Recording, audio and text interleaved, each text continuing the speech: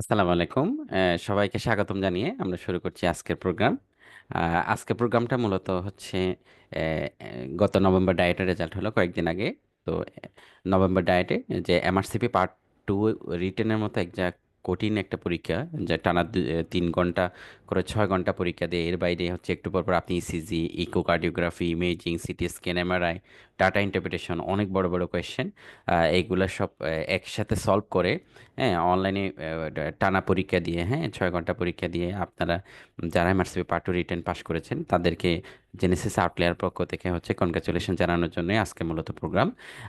আর এই প্রোগ্রামের আরেকটা দিক থাকবে আমাদের, যে আপনারা এই যে এমআরসি পার্ট টু এর মতো এরকম একটা টাফ এক্সামকে আপনারা কিভাবে সহজে পরীক্ষা দিয়ে আপনাদের প্রিপারেশনটাকে সুন্দর মতো গুছিয়ে কাজে লাগিয়েছেন। আমরা আপনাদের কষ্টের কথাগুলো শুনবো, আপনাদের প্রিপারেশনের জার্নিটা আমরা শুনবো, যে আপনি কিভাবে আসলে প্রিপারেশনটা গুছিয়েছেন।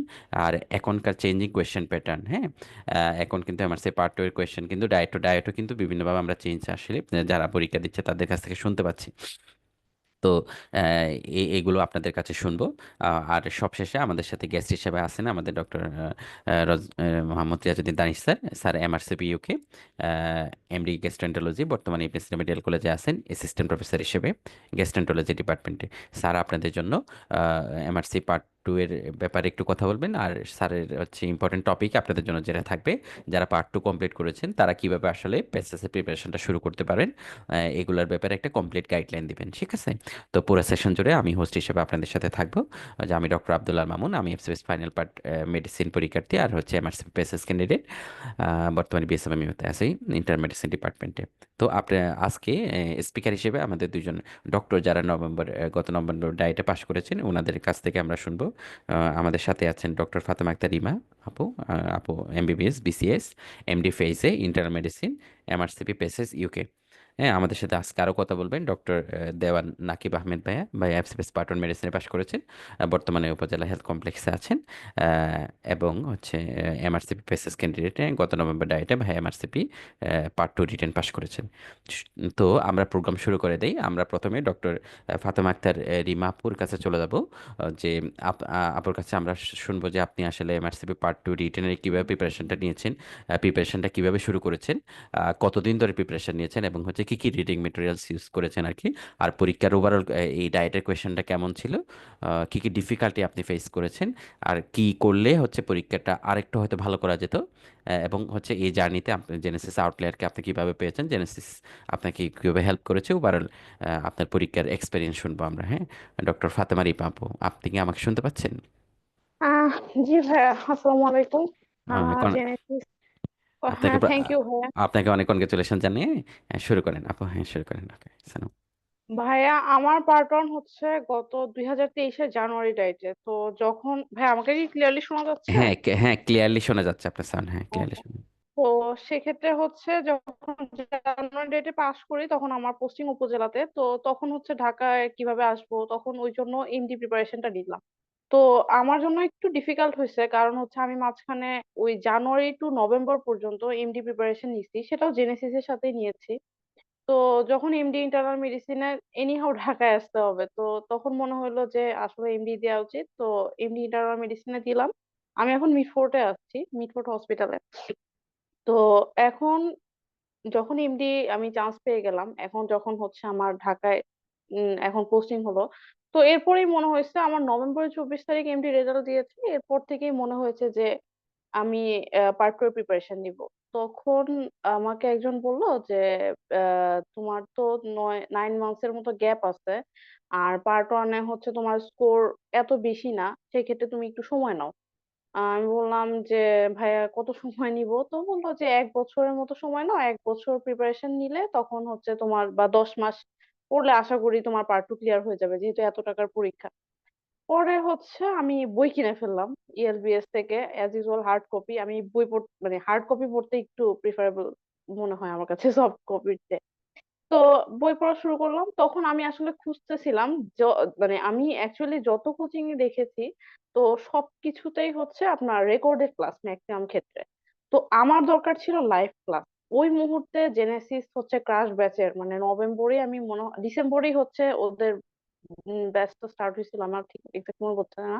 তো দেখলাম যে মানে তাহের ভাইয়ের এড যে এটা লাইভ ক্লাস হবে। তো আমি চিন্তা করলাম লাইভ ক্লাস এটা তো ভালো। আমার হচ্ছে যেহেতু মানে আমি কিছু জিনিস এমডির কিছু বেসিক পড়া আছে, ওই বেসিক দিয়ে কাজ হবে।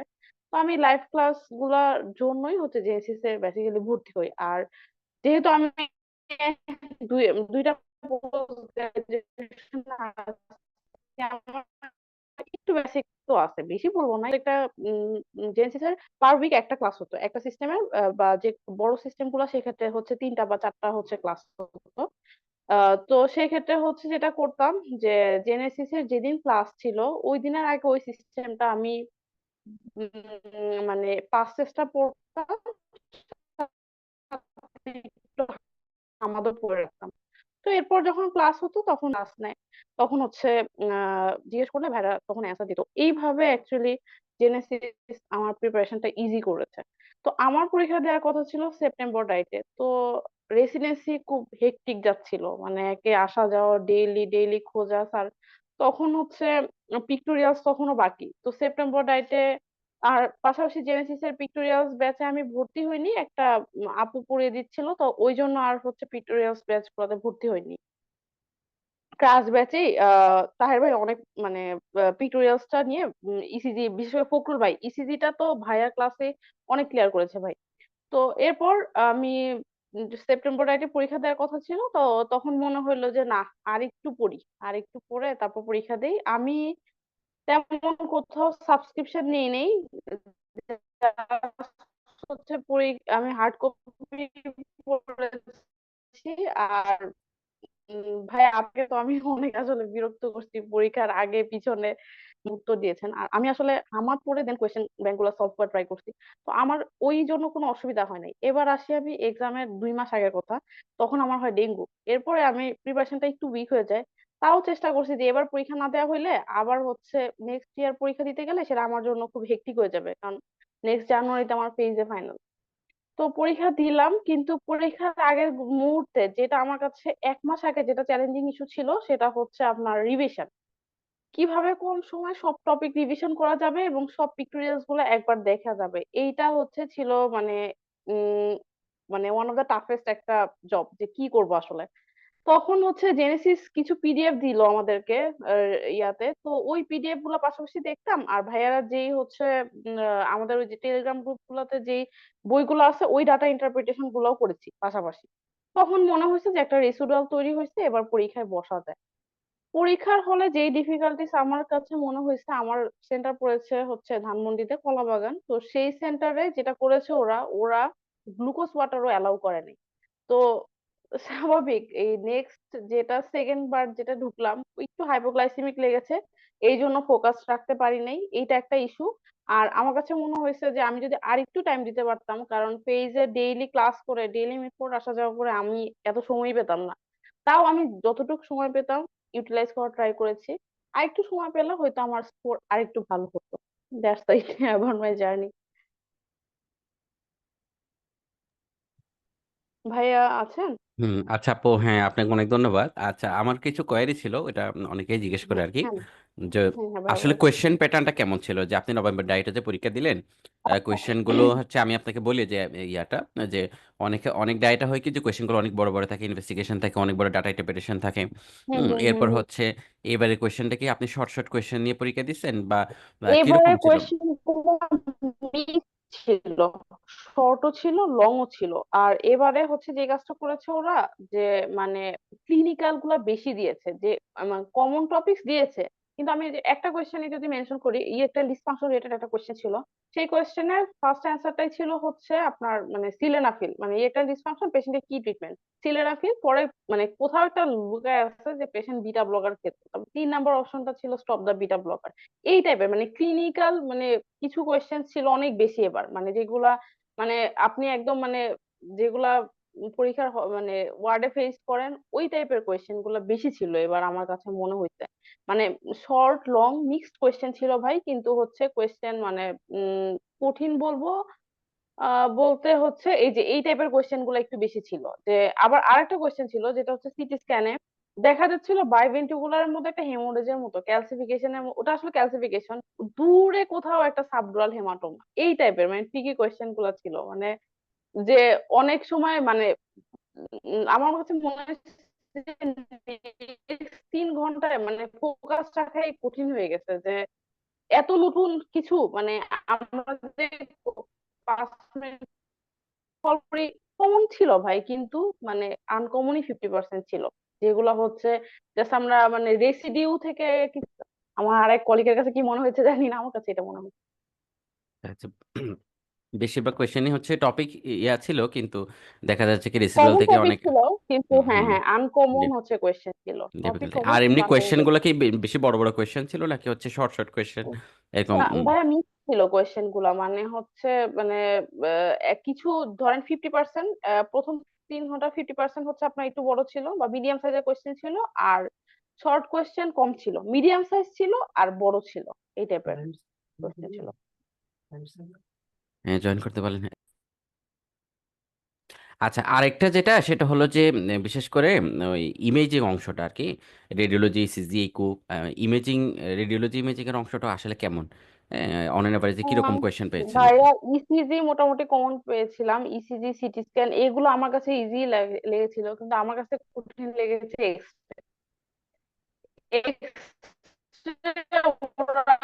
অ্যাকচুয়ালি অনেক অনেক প্যাচেছে। আর এ হচ্ছে আমি তো হামাদ পড়লাম, তারপর হচ্ছে কার্ডিওলজি আমি অনেক যেমন সলভ করেছিলাম, মানে যেটা পিডিএফ পাইছি ওটা আমি সলভ করছি, কিন্তু আমার কাছে মনে হচ্ছে কার্ডিওলজি ওরা বেশ কঠিন করছে, মানে আমার কার্ডিওলজি মার্কসও কম ছিল, তো কার্ডিওলজিটা আমার কাছে কঠিন মনে হয়েছে। বুঝতে পারছি। ইসিজিটা কমন ছিল ভাইয়া, কিন্তু হুম। কার্ডিওলজিতে ওরা ডাটা ইন্টারপ্রিটেশন বেশি দিছিল। ইকোটা সোজা ছিল, লেফট অ্যাক্টাল মিক্সোমা ওটা ছিল, কিন্তু হচ্ছে আদার কিছু কার্ডিওলজির কোয়েশ্চেন ছিল, যেমন হচ্ছে ভালভ রিলেটেড যে কোয়েশ্চেন ছিল, যে পেশেন্ট অ্যাসিম্পটোমেটিক, একটা অপশন ছিল হচ্ছে 3 মাস পরে হচ্ছে সে এসে ফলো আপে আসবে, আবার একটা অপশন ছিল 1 বছর পর ফলো আপে আসবে। এটা তো কমপ্লিটলি ক্লিনিক্যাল কোয়েশ্চেন, এটা তো আমার পক্ষে জানা তো কঠিন, তো কার্ডিওলজিস্ট যারা ওরা হচ্ছে ওদের জন্য এটা ইজি। তো এই হুম, টাইপের কনফ্লিক্ট মানে কনফ্লিক্ট ছিল, যে একই জিনিস একই অপশন ওরা দুইটা রাখছে, মানে 3 মাস পরে রোগী ফলো আপে আসবে, 1 বছর পরে রোগী ফলো আপে আসবে। এটা একদম কার্ডিওলজিস্ট ছাড়া তো আমরা যারা মেডিসিন ব্যাকগ্রাউন্ড আমাদের জন্য কঠিন। এক্স্যাক্টলি, আমরাও যেবার পরীক্ষা দিয়েছিলাম আমার কাছেও মনে হ্যাঁ। হচ্ছিল কার্ডিওলজির কোয়েশ্চেন গুলো দেখা যাচ্ছে খুব বেশি গাইডলাইন পড়া না থাকলে, নাইস গাইডলাইন পড়া না হম থাকলে হম। কার্ডিওলজিস্টরাও পারবে কিনা সন্দেহ, এরকম মনে হচ্ছিল। সন্দেহ, হ্যাঁ হ্যাঁ, হ্যাঁ। কোয়েশ্চেন গুলো আসলে মানে ইন ডেপথে আসে। আমার যেটা মনে হলো আসলে এমআরসি পার্ট ওটা মানে ম্যানেজমেন্টটাকে হাইলাইট করে বেশি কোয়েশ্চেন আসে, তো মানে ওরা আসলে ম্যাচুরিটিটা খুব বেশি অ্যাসেস করে যে হম হম ম্যানেজমেন্টের হম। ম্যাচুরিটিটা কিরকম। গাইডলাইন খুব ভালো পড়া না হম। থাকলে। আমার এটাও হুম, মনে হয়েছে, আমার এটাই মনে হয়েছে যে ওরা হুম, অ্যাকচুয়ালি মানে আপনি অ্যাজ এ কনসালটেন্ট কি ডিসিশন নিচ্ছেন এইটাই ওরা অ্যাসেস করে পুরা এক্স্যাক্টলি। 6 আওয়ার্স এর পরীক্ষায়। হুম, এক্স্যাক্টলি, হ্যাঁ। এমআরসিপিটা আসলে পুরোটাই ক্লিনিক্যাল ওরিয়েন্টেড পরীক্ষা যেহেতু এরকম। তো আপনার কাছে 200টা কোয়েশ্চেনের মধ্যে এই যে ইমেজিং সহ, হ্যাঁ, ইমেজিং সহ কয়টা কোয়েশ্চেন এরকম মনে হয়েছে যে মানে ইমেজিং এটাকে অন এভারেজ 30 থেকে 40টা হবে, নাকি একটু বেশি কম বেশি ছিল টোটাল কোয়েশ্চেনের মধ্যে? মানে ইমেজিং ওয়ালা যে বিশেষ করে 30 থেকে প্রতিটাতে 35টা ভাই, এরকম হবে। 30 থেকে 35টা তিরিশ থেকে হবে, যে পঁয়ত্রিশটা এরকম ইমেজগুলো হবে। পিডিএফ হ্যাঁ করে ইমেজিং স্ক্যান ওয়ালা করা কোশ্চেন, ছিল না? হ্যাঁ। পিডিএফ করে পঁয়ত্রিশটা। স্ক্যান করা ছিল না, ওটা হ্যাঁ ওপেন করে করে দেখতে হ্যাঁ হতো ভাই, এরকম? পিডিএফ করে হ্যাঁ, স্ক্যান হ্যাঁ, করা ছিল, হ্যাঁ হ্যাঁ, ওপেন হ্যাঁ। করে তো দেখতে এগুলো হবে। এরকম কোয়েশ্চেন কিন্তু মোটামুটি। যেটা বলবো আমি, হুম, হুম। মানে নেক্সট যারা পরীক্ষা দিবে ডার্মা নিয়ে হচ্ছে যেন হচ্ছে মানে অনেক প্যারা না খায়। কেন বলবো, ডার্মা একটা এটিপিক্যাল ছবি দিবেই ওরা, ওইটা হচ্ছে কোথাও নাই, কিছুই নাই, ওটা এটিপিক্যালি থাকবে।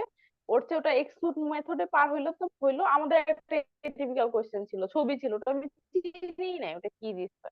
তো যেগুলা ওগুলা হচ্ছে আপনি বেড়ে যাবেন, কিন্তু 1-2টা টিপিক্যাল থাকবে, ওটা নিয়ে হচ্ছে মানে এক্স্যাক্টলি, হতাশা হ্যাঁ। করবে না যে এটা আর পারলাম না। ডার্মাটোলজি কোয়েশ্চেনগুলো বেশিরভাগই আমাদের যেটা মনে হয়েছে এটা ইমেজ সহই দেয় কোয়েশ্চেন।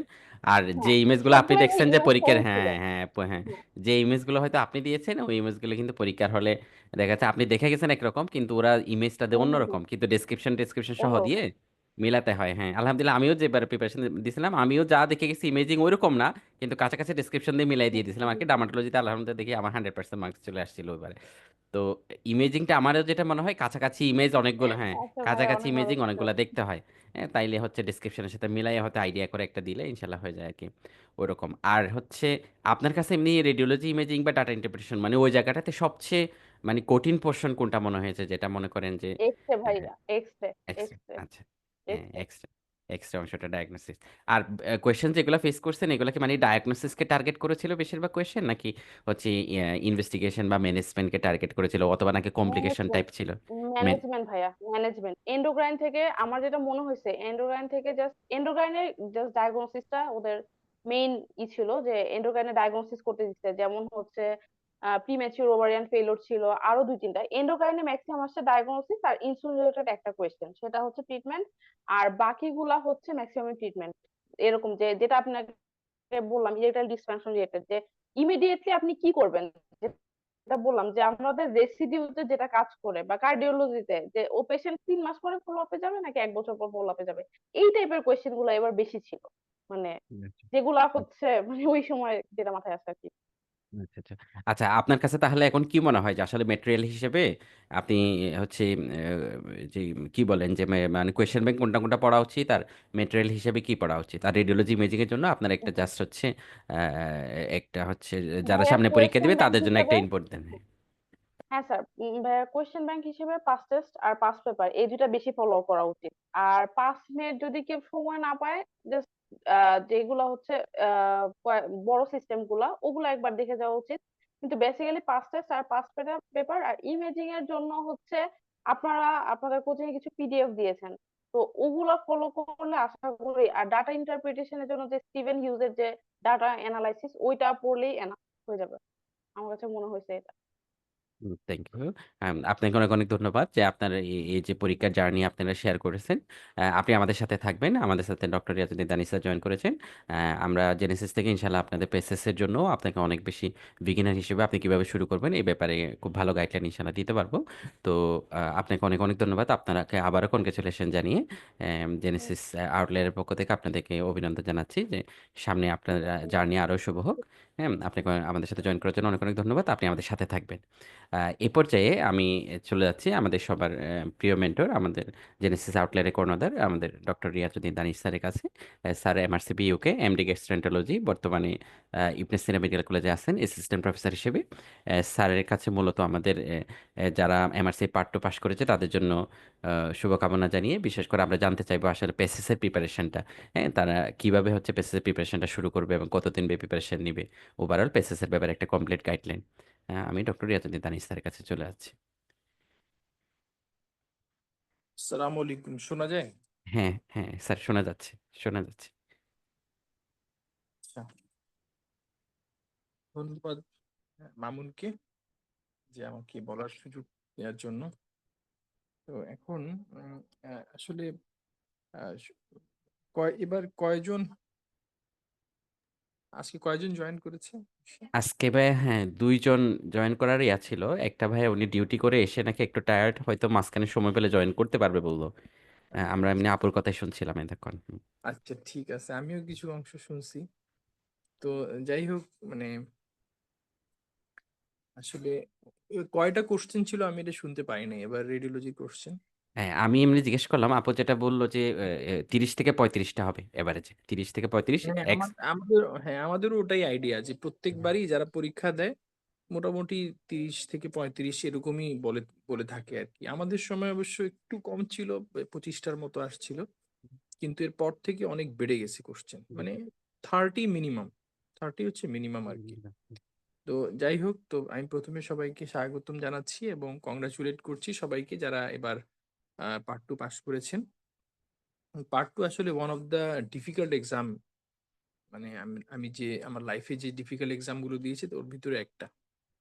তো এটার জন্য যারা পাস করেছে তারা তো গাইডলাইন দিয়েছে অলরেডি, যে 2টা কোশ্চেন ব্যাংক এবং রেডিওলজি ইমেজিং এর জন্য আপনারা আব্দুল্লাহ স্যারের বই, প্লাস হচ্ছে life on the first line radiology assistance, এই ওয়েবসাইটগুলোর হেল্প নিতে পারেন।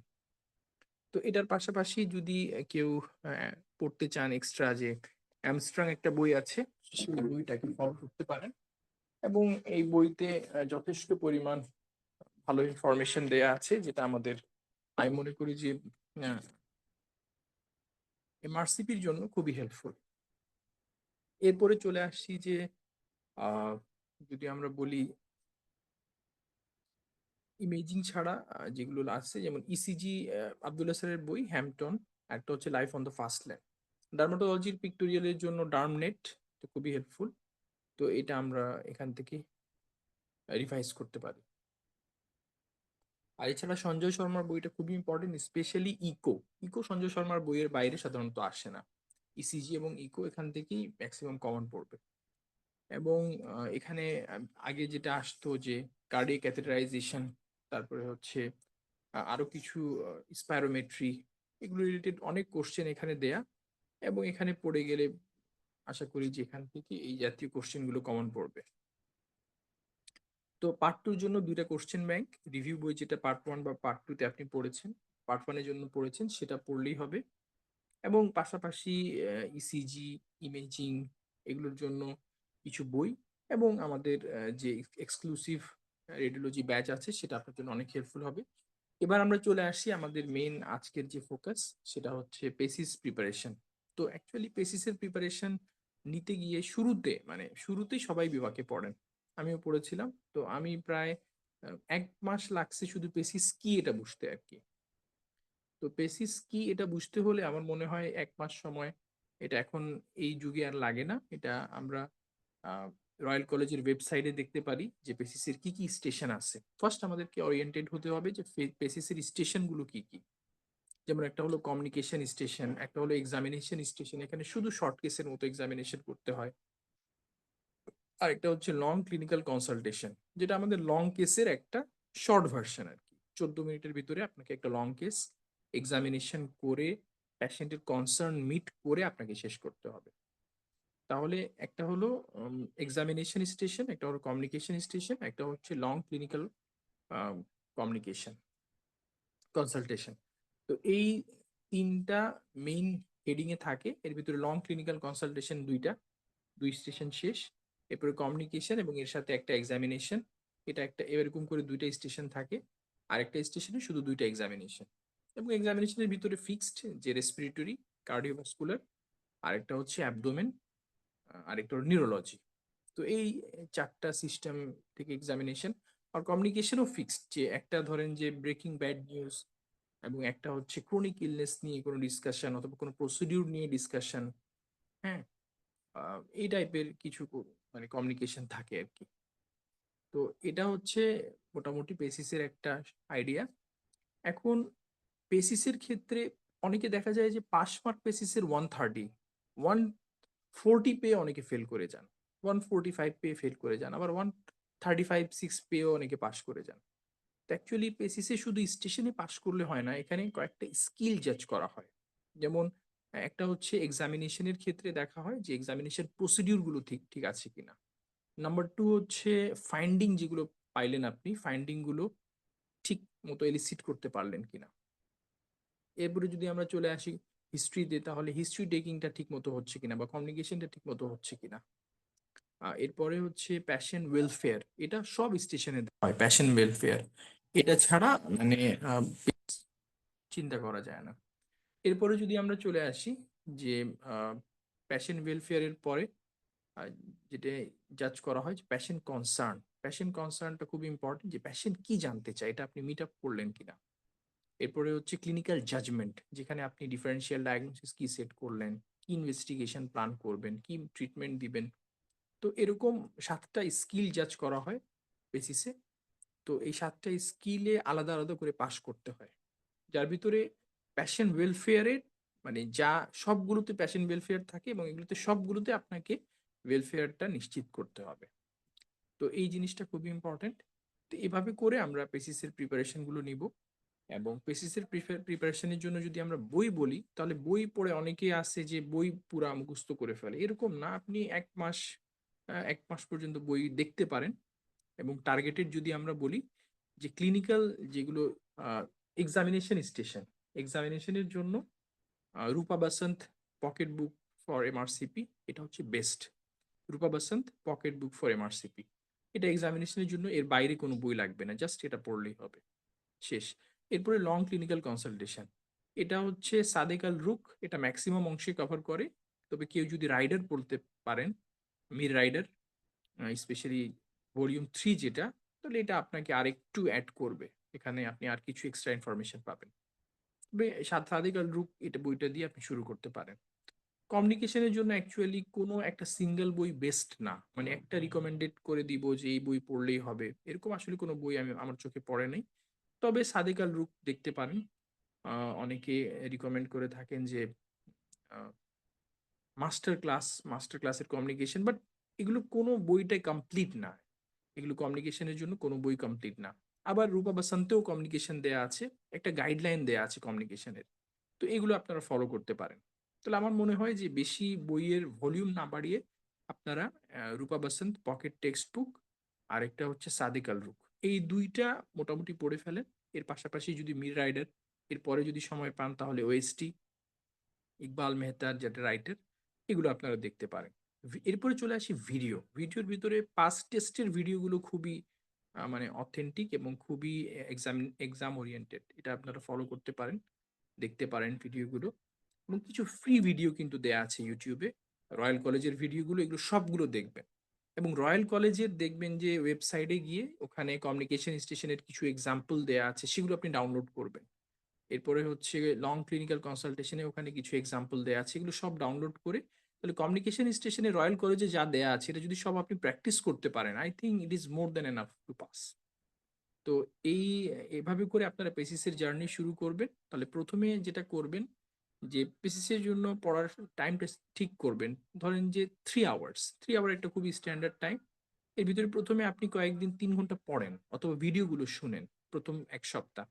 এরপর থেকে যেটা করবেন যে আপনি 2 ঘন্টা পড়বেন, 1 ঘন্টা এক্সামিনেশন করবেন, এবং এর পরবর্তীতে আপনি এই জিনিসটাকে কালচার করতে করতে এমন হবে যে আপনি 2.5 ঘন্টা এক্সামিনেশন বা প্যাশেন্ট দেখবেন আর আধা ঘন্টা শুধু বই পড়বেন। তবে ইনিশিয়ালি আপনারা যেটা করতে পারেন যে 3 ঘন্টা করে বা 2 ঘন্টা করে 1 সপ্তাহ 2 সপ্তাহ পড়ে আপনারা সরাসরি এক্সামিনেশনে চলে যাবেন। পারবেন এটার জন্য না, আপনি যে কোনো, এবং এক্সামিনেশনে আপনি কি প্রসিডিউর ফলো করবেন, আপনি ম্যাকলিওড ফলো করতে পারেন, বাট রূপা বসন্ত বইটা ফলো করলেই হবে। এটা একদম এক্সাম ওরিয়েন্টেড, ওখানে কিভাবে আপনি এক্সামিনেশন শুরু করবেন, কিভাবে শেষ করবেন, সবকিছু দেওয়া আছে। তো আমার মনে হয় যদি আপনারা এভাবে করে শুরু করতে পারেন, এবং ডিটেলস গাইডলাইনের জন্য আলহামদুলিল্লাহ আমরা অলরেডি প্রায় 4টার মতো পেসিসের সাকসেসফুল ব্যাচ আমরা রান করেছি, এবং যেখান থেকে অনেকজন ডক্টরও পেসিস কমপ্লিট করেছেন, পাশ করেছেন। তো আমি আশা করি যে যারা এখানে অংশগ্রহণ করবেন তারা খুবই লাভবান হবেন। আর এটা শুরু করাটাই হচ্ছে ইম্পর্টেন্ট। পেসিসের জার্নি কতদিন প্রিপারেশন নিতে হয়, মিনিমাম 6 মান্থ আপনাকে শুধু প্রিপারেশন নিতে হবে, এরপরে রিভাইজ দিতে হবে পরীক্ষার আগে 2-3 মাস। তো পেসিসের জার্নি মিনিমাম এটা আপনাকে 8-9 মাস রাখতে হবে। আপনি যতই ইভেন এফসিপিএস পার্ট 1 পার্ট 2 যদি কমপ্লিট করা থাকে, তাও আমি বলবো যে 6-7-8 মাসের কম প্রিপারেশন নিয়ে পেসিস দেওয়া উচিত না। পেসিস এফসিপিএস এর চেয়ে একটু আলাদা। এই পার্সপেক্টিভে আমি মনে করি যারা বিগিনার, একদম বিগিনার, তাদের অ্যাটলিস্ট 1 ইয়ার সময় নেওয়া উচিত। এবং 1 ইয়ার এরকম হতে পারে যে 8 মাস পরে আপনি অ্যাপ্লাই করে ফেললেন, এরপরে সিট পাইলে বাকি 4 মাস কমপ্লিট করলেন, তো এটা হতে পারে। তো এভাবে করে আপনার বেসিসের প্রিপারেশন শুরু করেন, এবং প্রিপারেশনের জন্য মোটামুটি 8 মান্থ টু 1 ইয়ার পর্যন্ত সময় নিতে পারেন। কেউ যদি বেশি নেন ইটস ওকে, এটা ভালো। তো এটা আপনারা বিগিনার হিসেবে আমি যেটা মানে ফলো করতাম যে system wise, respiratory related examination, respiratory related long case, এগুলো একসাথে পড়ে ফেলা আর কি, এগুলো ফলো করতে পারেন। অথবা আপনি আপনার, এবং পেসিসের জন্য সবচেয়ে ইম্পর্টেন্ট হচ্ছে একটা পার্টনার, একটা পার্টনার খুবই ইম্পর্টেন্ট, পার্টনার সিলেক্ট করতে হবে, এবং প্যাশন খুবই ইম্পর্টেন্ট, আপনাকে প্যাশেন্টের কাছে চাইতে হবে। তো প্যাশন, পার্টনার এবং প্যাশেন্স, ধৈর্য লাগবে। এই 3টা জিনিস যদি আপনি একসাথে করতে পারেন, আরেকটা সবচেয়ে ইম্পর্টেন্ট জিনিস সেটা হচ্ছে practice. Patient, patience, partner, practice, এই 4টা জিনিস যদি আপনার মিলে যায় তাহলে আপনার পেসিস হয়ে যাবে। ওকে, পেসিস পি দিয়ে, এবং 4টা পি যদি আপনি অ্যাকোয়ার করতে পারেন, আই থিঙ্ক যে পেসিসের জার্নি আপনাদের জন্য ইজি হবে। তো আপনাদের সবার জন্য শুভকামনা করি, এবং যারা পাশ করেছেন তাদেরকে আবারও কংগ্রাচুলেট করে আমি আমার কথা এখানেই শেষ করব। আর উম, যদি কোনো কোশ্চেন থাকে তাহলে করতে পারেন। অনেক অনেক ভাইয়া, ধন্যবাদ। আমার হুম, স্যার, আমার হ্যাঁ একটা আপু, হ্যাঁ কোয়েশ্চেন আছে হ্যাঁ আপনাকে। হ্যাঁ। কোয়েশ্চেনটা হচ্ছে, স্যার আমার নেক্সট জানুয়ারিতে ফেইজে ফাইনাল, আর এখন হচ্ছে এই পেসিসের, এখন আমাকে আসলে কোনটা প্রায়োরিটি দিব, বা কিভাবে করলে অ্যাকচুয়ালি দুইটাই কভার আপ হবে, মানে এটা একটু জানতে চাচ্ছিলাম, এটা নিয়ে খুবই কনফিউশন আমার। নেক্সট জানুয়ারি বলতে জানুয়ারি 20 6। 26। মানে মাঝখানে 1 বছর সময় আছে ওনার, হ্যাঁ। হুম, হুম। পেজের। হ্যাঁ, আসলে হ্যাঁ, সেক্ষেত্রে আমি মনে করি যে আপনাকে প্রথমে ফেজে ফাইনালকে টার্গেট করা উচিত। আহ, তবে পেসিসের প্রিপারেশন আপনাকে আপনাকে অ্যাকচুয়ালি পেসিসের প্রিপারেশন নেওয়া উচিত। ফেজে ফাইনালের প্রিপারেশন তো এমনি হয়ে যাবে। আপনি আচ্ছা পেসিসের আচ্ছা প্রিপারেশনটা শুরু করেন, 8 মাসে পেসিসের প্রিপারেশনটা শেষ করে দেন, দেখবেন যে মানে আপনার ফেজের প্রিপারেশন এমনি কমপ্লিট হয়ে যাবে, মানে আপনি বাই প্রোডাক্ট হিসেবে পেয়ে যাবেন ওই জিনিসগুলো। ওকে আর আচ্ছা ঠিক তাহলে আপনি আছে এখন টার্গেট করেন পেসিসকে, এবং আপনি পুরা পর্যন্ত জানুয়ারি থেকে মানে এই ডিসেম্বরটা বাদই দিলাম, আপনি জানুয়ারি থেকে শুরু করে পুরা আগস্ট পর্যন্ত পেসিস ওরিয়েন্টেড আপনি প্যাশন দেখেন। হ্যাঁ, তবে আচ্ছা প্রত্যেকটা ব্লক এন্ডিং এ কিন্তু আপনাকে পাস করতে হবে, তাহলে ব্লক এন্ডিং এর হ্যাঁ জন্য হ্যাঁ আপনার হ্যাঁ কিন্তু ওই করতে সিস্টেমগুলো হবে আপনাকে পড়তে হবে বা এক্সামিনেশন করতে হবে, এটার কোনো মাফ নাই। ওকে, তবে আচ্ছা আপনি আপনার টার্গেট এখন আগস্ট পর্যন্ত ফুল টার্গেট থাকবে বেসিস, এবং আচ্ছা আগস্টের পরে গিয়ে আপনার ফুল টার্গেট হবে আপনাকে ফেজে পাস করা, এরপরে আবার পেয়ে যায় বেসিসের আচ্ছা হ্যাঁ। তবে এই এই যে পরবর্তীতে 4 মাস আপনি ফেজে প্রিপারেশন নেবেন, এর মাঝে মাঝে আপনি মানে সপ্তাহে 2 দিন 1 দিন একটু চর্চা করবেন, নাহলে কিন্তু মাথা থেকে চলে যাবে জিনিসগুলো। হুম, এটা অ্যাকচুয়ালি আচ্ছা প্র্যাকটিসের উপরে, তো প্র্যাকটিস ছেড়ে দিলে জিনিসগুলো এমনি মাথা থেকে চলে যায়। আমার মনে হয় যে আপনি এই কাজটা করতে আচ্ছা পারেন, যে প্রথম 8 মাস বেসিস ওরিয়েন্টেড পড়েন, এক্সামিনেশন করেন, দেখবেন এটাতে আপনার ফেজ বি এমনি বাই প্রোডাক্টটি পাস করে যেতে। আর বাকি 4 মাস, আচ্ছা বাকি 4 বা 5 মাস যা পাবেন, এখানে মেন টার্গেট হবে আপনার ফেজে ওরিয়েন্টেড সবকিছু, এবং এর মাঝে একটু একটু করে আপনি বেসিস দেখতে থাকবেন আর কি। এবং পার্টনার খুব আচ্ছা স্যার ইম্পর্টেন্ট, যদি আপনি ফেজে ওকে স্যার এমন কেউ যদি পেয়ে যান যে ফেজে বা ফেজ বিতে আসে পড়ালেখা, তো তা আপনার জন্য আরো জিনিসটা ইজি হয়ে যাবে। ঠিক আছে আচ্ছা স্যার অনেক অনেক ধন্যবাদ ডক্টর ফাতেমা রিম আপু আপনার কোয়েশ্চেনের জন্য, আর ডক্টর রিয়াজউদ্দিন দানিশ স্যারকে অনেক ধন্যবাদ জানাচ্ছি স্যারের ব্যস্ততম শিডিউলের মাঝখানেও এত সুন্দর করে আমাদের জেনেসিস আউটলেয়ারে সময় দেওয়ার জন্য। স্যার পেসেস জার্নিও স্যার কোঅর্ডিনেট করে থাকেন। আপনারা পেসেস রিলেটেড যে কোনো কোয়ারি, যে কোনো কিছু আপনারা আমাদের সাথে জয়েন হতে পারেন। পেসেসের জন্য কিন্তু আমাদের মানে 3 ধরনেরই ব্যাচ আছে, হ্যাঁ। যে পেসেস ফর বিগিনার্স, আর পেসেস রেগুলার কোর্স, আরেকটা হচ্ছে যারা সিট পায় তাদের জন্য ইন্টেন্সিভ প্রোগ্রামগুলো, বা যেটা হচ্ছে এলসিসির উপর ইন্টেন্সিভ হয় আলাদা, তারপরে শর্ট কেসগুলোর উপর ইন্টেন্সিভ হয় আলাদা, কমিউনিকেশনগুলোর উপর ইন্টেন্সিভ হয় আলাদা। ঠিক আছে, তো আপনারা যে যেরকম যে আশা করেন ইনশাআল্লাহ জেনেসিস থেকে আপনি ওভাবেই সাপোর্ট পাবেন। তো সবাইকে অনেক ধন্যবাদ জানাচ্ছি যে আজকে প্রোগ্রামে আমাদের সাথে জয়েন হওয়ার জন্য। সবাইকে ভবিষ্যতে সামনে পরীক্ষাগুলো যাতে ভালো হয়, এই শুভকামনা জানিয়ে ডক্টর ইয়াতুল দানিশ স্যারকেও অনেক অনেক ধন্যবাদ জানিয়ে, জেনেসিস আউটলেয়ারকে ধন্যবাদ জানিয়ে আজকে প্রোগ্রাম আমরা এখানে শেষ করছি। আসসালামু আলাইকুম।